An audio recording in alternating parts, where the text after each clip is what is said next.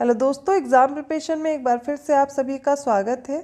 UPPSC RO topic wise previous year question में आज हम लोग साइंस के प्रश्नों को हल करेंगे। इससे पहले भी मैं कुछ सेट सॉल्व करा चुकी हूं, जो आप इस चैनल पर विजिट करेंगे तो आपको प्लेलिस्ट में वो सारी सीरीज़ मिल जाएंगी। इसके अलावा साइंस के साथ साथ geography, polity, UP GK, environment, बाकी के सब्जेक्ट भी आपको लगातार कंप्लीट कराए जा रहे हैं। तो रात को 9 बजे आप ये प्रीवियस ईयर क्वेश्चन की सीरीज सब्जेक्ट वाइज देख सकते हैं। इसके साथ साथ यूपीपीसीएस, आरओ और एपीएस के लिए अगर आप प्रिपरेशन कर रहे हैं दोपहर 1 बजे वाली डे वाइज सीरीज जरूर फॉलो करते रहिए। तो चलिए स्टार्ट करते हैं क्वेश्चंस को। आज का पहला प्रश्न है, प्रकाश संश्लेषण प्रक्रिया के लिए निम्नलिखित में से किसकी उपस्थिति आवश्यक नहीं है? सूर्य का प्रकाश, बी है ऑक्सीजन, सी है जल, डी है कार्बन डाइऑक्साइड। तो देखिए, जो फोटोसिंथेसिस या फिर प्रकाश संश्लेषण की प्रक्रिया है, इसमें सूर्य का प्रकाश चाहिए, जल चाहिए और कार्बन डाइऑक्साइड चाहिए होती है। बट ऑक्सीजन प्रकाश संश्लेषण की क्रिया के बाद ये रिलीज करते हैं पौधे। तो ऑप्शन बी करेक्ट होगा, यहाँ पर ऑक्सीजन की नीड नहीं होती। नेक्स्ट क्वेश्चन है, निम्नलिखित में से कौन सा युग्म सही सुमेलित नहीं है? ए है अमरबेल, इसको बताया गया है ये तना परजीवी है। नेक्स्ट है चंदन, ये जड़ परजीवी है। नेक्स्ट है आर्किड, ये अधिपादप या फिर एपिफाइट है। और इसके बाद दिया गया है घटपर्णी, जो कि बताया जा रहा है वो जलोद्भिद है। सही उत्तर हो जाएगा ऑप्शन डी घटपर्णी। ये जलोद्भिद नहीं है, ये कीटभक्षी है। घटपर्णी कीटभक्षी में आएगा, ऑप्शन डी राइट होगा। अगला प्रश्न है, निम्नलिखित हार्मोन में से कौन सा एक स्त्रीलिंग हार्मोन है? फीमेल हार्मोन पूछा जा रहा है। ए है एंड्रोस्टेरोन, बी है टेस्टोस्टेरोन, सी है एस्ट्रोजन और डी है थायरॉक्सिन। तो देखिए, एंड्रोस्टेरोन और टेस्टोस्टेरोन ये मेल के हैं, थायरॉक्सिन दोनों सिक्रीट करते हैं। एस्ट्रोजन जो है ये फीमेल सेक्स हार्मोन है, एस्ट्रोजन। ठीक है, तो ऑप्शन सी करेक्ट होगा। अगला क्वेश्चन है, निम्नलिखित में से कौन सा युग्म सही सुमेलित नहीं है? कुछ विटामिन दिए गए हैं, उनसे रिलेटेड डेफिशिएंसी जो होती है या फिर उनकी कमी से होने वाले रोग दिए गए हैं। ये सारे टॉपिक आपके कंप्लीट हो चुके हैं। जिन्होंने भी डे वाइज सीरीज़ नहीं देखी है वो प्लेलिस्ट पर जा कर के आप सर्च करेंगे तो सारे क्लासेस आपको मिल जाएंगी वहाँ पर। तो ए ऑप्शन है विटामिन डी, इससे सुखंडी या फिर सूखा रोग होता है। दूसरा दिया गया विटामिन सी, मसूड़ों से खून आना, जिसे स्कर्वी बोलते हैं। विटामिन ए से गठिया दिया गया और विटामिन बी1 से बेरी बेरी। तो जो ये विटामिन ए दिया गया यही गलत दिया गया और यही आपका सही उत्तर हो जाएगा। विटामिन ए से गठिया नहीं होता है, विटामिन ए से क्या होता है? रतौंधी, नाइट ब्लाइंडनेस हो जाती है विटामिन ए से। अब इन सभी के आप जो साइंटिफिक नेम है मुझे कमेंट करके बताएंगे, क्योंकि सब याद करा चुकी हूँ। ऑप्शन सी करेक्ट है, विटामिन ए। अगला प्रश्न है, निम्नलिखित में से कौन सा युग्म सही सुमेलित नहीं है? फर्स्ट है क्लोरोमाइसिटिन, ये टाइफाइड नासी है। नेक्स्ट है क्रिस्टल वॉयलेट, पूतिरोधी के लिए। क्विनोन या कुनैन मलेरिया रोधी है। और जो एस्पिरिन है वो निश्चेतक दिया गया है। ऑप्शन डी करेक्ट हो जाएगा, मतलब ये गलत दिया गया है। ऑप्शन डी एस्पिरिन निश्चेतक नहीं है, ये होता है एनाल्जेसिक और ज्वरनाशक है। ठीक है, तो ये आपको याद रखना है, दर्द और बुखार में इसका प्रयोग किया जाता है। बाकी टाइफाइड में क्लोरोमाइसिटिन, पूतिरोधी कौन है? क्रिस्टल वॉयलेट और मलेरिया के लिए कुनैन।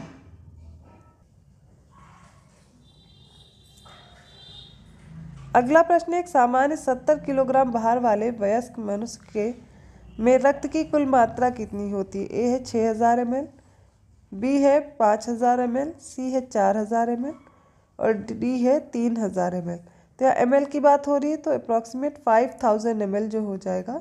अगर 70 किलोग्राम का वयस्क मनुष्य है तो उसकी रक्त की मात्रा होगी, ऑप्शन बी। 87वां क्वेश्चन है, निम्नलिखित में से कौन सा एंजाइम प्रोटीनों को अमीनो अम्ल में विघटित करता है? Pepsin, lactose, urease, जाइमेज। देखिए, यहाँ पर जो पेप्सिन है ये क्या करता है? प्रोटीन को विघटित करने का कार्य करता है। जब पाचन होता है, पाचन के समय अगर आप याद रखेंगे तो पेप्सिन ही एक ऐसा एंजाइम होता है जो क्या करता है? प्रोटीन को अमीनो एसिड्स में ब्रेक करने का काम करता है। ठीक है, अब यहाँ पर लैक्टेज क्या करेगा? लैक्टोज के पाचन के लिए, दूध के पाचन में देखेंगे।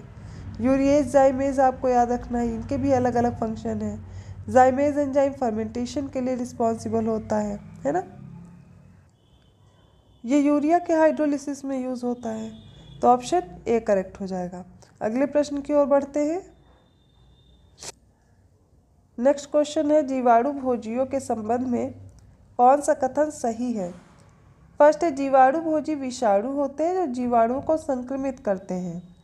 नेक्स्ट है, जीवाणु भोजी आनुवांशिक अभियांत्रिकी में यूज होते हैं या प्रयुक्त होते हैं। बताना है इनमें से कौन सा सही दिया गया है। ठीक है, तो सबसे पहले तो जीवाणु भोजी विषाणु होते सही है, और ये जीवाणुओं को संक्रमित करते हैं। फिर क्या है, जीवाणु भोजी जो ये होते हैं ये जेनेटिक इंजीनियरिंग में यूज़ होते हैं। दोनों ही ऑप्शन आपको करेक्ट दिए गए हैं। जो भी बच्चे जीवाणु भोजी के नाम से नहीं जान पा रहे हैं वो याद कर ले, इसे बैक्टीरियोफेज कहते हैं। क्या कहते हैं, बैक्टीरियोफेज। ठीक है, एक तरह का वायरस होता है जो कि क्या करता है, बैक्टीरिया को संक्रमित कर देता है और उसी के अंदर रिप्रोडक्शन वगैरह करता है। अगला क्वेश्चन है, मकड़ियों द्वारा उत्पादित रेशम है।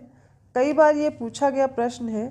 ए है टसर रेशम, बी है मूंगा रेशम, सी है गॉस्मर रेशम, डी है अहिंसा रेशम।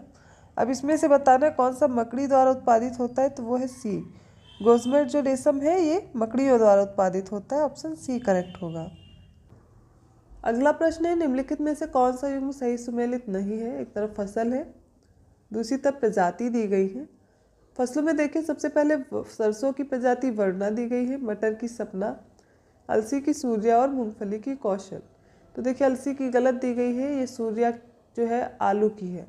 अलसी की क्या होगी, अलसी की अपर्णा है, श्वेता है, गरिमा है, सारी अलसी की है। तो यहाँ पर ऑप्शन सी ही करेक्ट होगा क्योंकि यही सही सुमेलित नहीं है।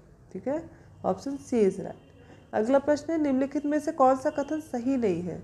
ए है गेरुई गेहूं में पाया जाने वाला रोग है, बी है अगैती झुलसा आलू में पाया जाने वाला रोग है, सी है झूठ कंड या फॉल्स स्मट जौ में पाया जाता है। नेक्स्ट दिया गया है डी में दिया गया है खैरा धान में पाया जाने वाला रोग है। तो देखिए बाकी सब तो सही दिए गए हैं। इसमें जो फॉल्स स्मट बोला जा रहा है या इसी को जो नाम दिया गया है वो है झूठ कंड बोला जा रहा है। ये पाया जाता है चावल में, मतलब ये जौ में नहीं होगा, ये किस में, राइस प्रोडक्शन में होता है। तो सी ऑप्शन यहाँ पर राइट हो जाएगा, 91 का सी। अगला प्रश्न है, लाइफाई के संबंध में निम्नलिखित में से कौन सा कथन सही नहीं है। ए है लाइफाई का विस्तृत रूप लाइट फिडेलिटी प्रकाश तद्रुपता है, बी है भारत में लाइफाई का सफल परीक्षण 29 जनवरी 2018 को सूचना एवं प्रसारण मंत्रालय द्वारा किया गया। नेक्स्ट है लाइफाई द्वारा 10 GB पर सेकेंड डाटा को 1 किलोमीटर परिधि में भेजा जा सकता है। डी है इसका क्रियान्वयन ऑप्टिकल फाइबर नेटवर्क द्वारा किया जाता है। तो यहाँ पर यही ऑप्शन गलत दिएगा, ऑप्शन डी, इसका क्रियान्वयन ऑप्टिकल फाइबर नेटवर्क द्वारा नहीं किया जाता।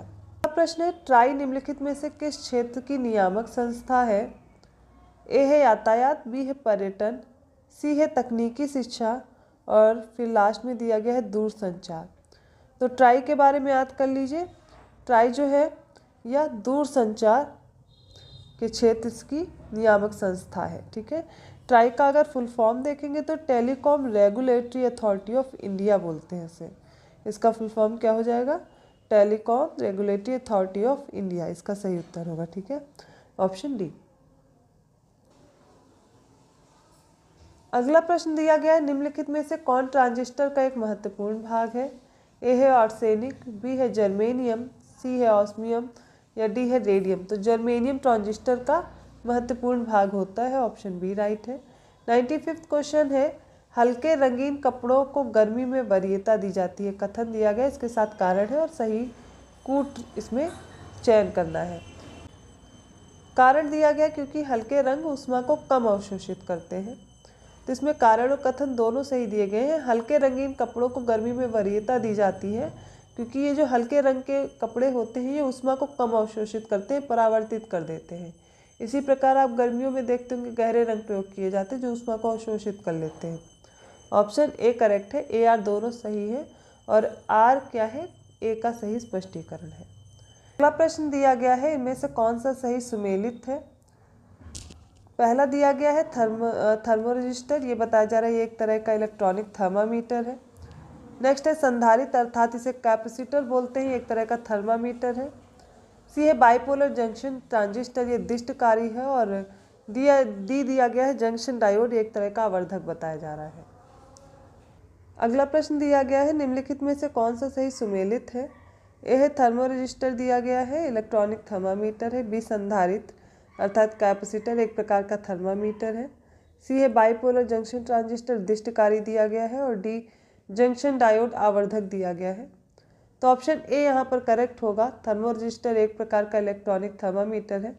कैपेसिटर गलत दिया गया है, एक तरह का ऊर्जा का उत्सर्जक या फिर संग्राहक बोल सकते हैं। बाइपोलर जंक्शन ट्रांजिस्टर ये भी दिष्टकारी दिया गया है, ये भी गलत दिया गया है। क्यों गलत दिया गया है देखिए, ये जो बीजीटी होते हैं अर्थात बाइपोलर जंक्शन ट्रांजिस्टर, इनको हिंदी में द्विध्रुवी जंक्शन ट्रांजिस्टर बोलते हैं। जैसे पीएन जंक्शन हम लोग बनाते थे, आप लोगों ने अगर 10th तक जिन्होंने भी साइंस पढ़ी है, आई होप आप सभी ने पढ़ी होगी, वहाँ पर पीएन जंक्शन ये सब आप लोग पढ़ रहे होते थे। एक तरह के उत्सर्जक होते हैं, आधार होता है और संग्राहक होते हैं। फिर बात करते हैं जंक्शन डायोड की, ठीक है। ये भी देखिए यहाँ पर आवर्धक दिया गया, ये रेक्टिफायर्स होते हैं। तो यही सब चीज़ें हैं, गलत दी गई हैं। इन सारी चीज़ों को आपको याद रखना है। थर्मोरजिस्टर क्या होगा, इलेक्ट्रॉनिक थर्मामीटर। तो ऑप्शन ए करेक्ट है। अगला प्रश्न है निम्नलिखित में से किसका उपयोग विस्फोटक के उत्पादन में किया जाता है। ए ग्लिसरॉल, बी मेथनॉल, सी यूरिया है, डी ऑक्जेलिक एसिड है। इसमें से याद कर लीजिए जो ग्लिसरॉल है इसका प्रयोग विस्फोटक के रूप में किया जाता है, विस्फोटक के उत्पादन के रूप में।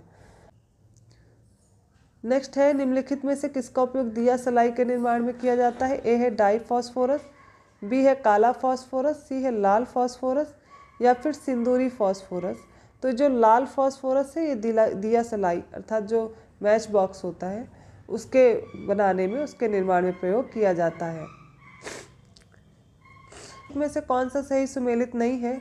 ए है ईस्ट दिया गया है किण्वन के लिए, बी है कैसीन दुग्ध प्रोटीन होती है, सी है एलोवेरा एक प्रकार का आवृत बीजी है, डी घटपर्णी है परजीवी आवृत बीजी है। अभी मैंने आपको पढ़ाया था जो घटपर्णी है यही सही मैच नहीं है और यही आपका ऑप्शन डी करेक्ट हो जाएगा। ही स्कूल का आता है, कीट भक्षी है एक प्रकार का जो कि अपनी नाइट्रोजन की कमी को पूरा करता है कीटों को खाकर। तो घटपर्णी क्या हो जाएगा, नेपेंथीज वर्ग का है, कीटभक्षी पौधा है। क्या है, कीटभक्षी। ऑप्शन डी करेक्ट होगा। अगला प्रश्न है निम्नलिखित में से कथनों पर विचार कीजिए। एक कथन दिया गया है, दूसरा कारण है। कास्कुटा जिसको अमरबेल बोलते हैं परजीवी आवृत बीजी का एक उदाहरण है और इसका कारण दिया गया है यह पोषी पौधों की पत्तियों से अपना पोषण प्राप्त करता है। तो देखिए यहाँ पे कथन तो सही दिया गया है, कास्कुटा जो अमरबेल है ये परजीवी आवृत बीजी का उदाहरण है, लेकिन जो इसका ये दिया गया है कारण कि यह क्योंकि इसलिए है यह पोषी पौधों की पत्तियों से अपना पोषण प्राप्त करता है। ऑप्शन डी करेक्ट होगा क्योंकि कथन तो हो गया सही। अब देखिए कारण है, बताया जा रहा है पोषी पौधों की पत्तियों से अपना पोषण प्राप्त करता है। तो याद रखिए यह एक प्रकार का तना परजीवी है, ठीक है। कैसा है, तना परजीवी है। क्या करता है, लिपट जाता है किसी भी पेड़ से और उससे चूस करके उससे अवशोषण करता है उसके पोषक पदार्थ का। ऑप्शन डी करेक्ट है। अगला प्रश्न है करनाल बंट, ये एक रोग है, किसमें होता है, जौ में, गेहूं की फसल में, बाजरा फसल का या फिर ज्वार फसल का। करनाल बंट होता है गेहूं फसल का एक प्रकार का रोग है। Option B right. अगला प्रश्न है किसी बच्चे की पैतृकता स्थापित करने के लिए निम्नलिखित तकनीकों में से किसका उपयोग किया जाता है। ए है प्रोटीन विश्लेषण, बी है डीएनए अंगुली छापन, सी है गुणसूत्र गणना, डी है डीएनए का परिमाणात्मक विश्लेषण। देखिए बी जो दिया गया है डीएनए फिंगरप्रिंटिंग इसे बोलते हैं। इसके जरिए से क्या होता है, किसी की भी पैतृकता, ठीक है, वो जांची जा सकती है, DNA fingerprinting. Option B correct होगा। अगला प्रश्न है निम्नलिखित विकल्पों में से कौन सा विकल्प सुमेलित नहीं है। ए है स्वप्रतिरक्षित रोग, ये संधिवात संधि शोध दिया गया है। आनुवांशिक रोग क्षय रोग बताया जा रहा है। पामा रोग चिंचिड़ी। मानसिक रोग मनोविदलता से बताया जा रहा है। देखिए क्षय रोग टीबी जिसको बोलते हैं, आनुवांशिक रोग नहीं है, यही सुमेलित नहीं। ऑप्शन बी, ये एक प्रकार की बैक्टीरियल डिजीज है। कैसा है, जीवाणु जनित रोग है। ऑप्शन बी करेक्ट होगा।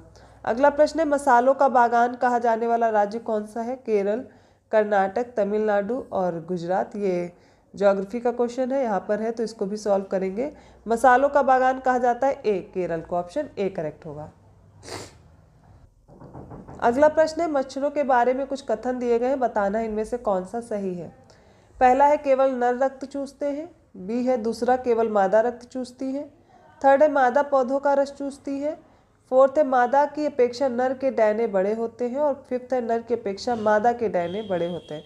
देखिए जो रक्त चूसने की बात है तो इसमें याद रखिए है केवल मादा जो होती है ये रक्त चूसती है, फीमेल जो मच्छर होते हैं, और इसीलिए इनके नर की अपेक्षा बड़े डैने होते हैं। ऑप्शन डी करेक्ट होगा, दूसरा और पांचवा सही, उसके अलावा सारे गलत हैं। तो यहाँ तक हमने साइंस के कुछ इंपॉर्टेंट क्वेश्चन सॉल्व किए। आई होप आप सभी को समझ आए होंगे। अगर वीडियो अच्छा लगा तो प्लीज़ लाइक करना मत भूलिए, चैनल को सब्सक्राइब कीजिए और लोगों को भी शेयर करते रहें, और बेल आइकन जरूर प्रेस कीजिएगा जिससे आपको अदर वीडियोस के नोटिफिकेशन भी साथ में मिलते रहेंगे। ऐसे और क्वेश्चन के साथ मिलते हैं नेक्स्ट सीरीज़ में, तब तक के लिए धन्यवाद।